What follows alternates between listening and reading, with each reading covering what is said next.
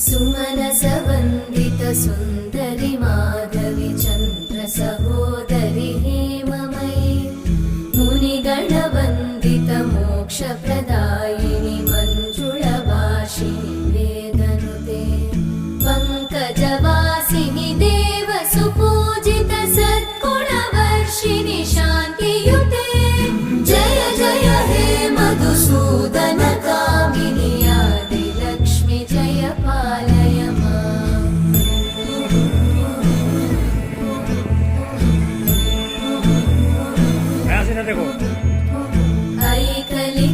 ऐकलिकल्मषनाशिनि कामिनि वैदिकरूपिणि वेदमये क्षीरसमुद्भव मङ्गल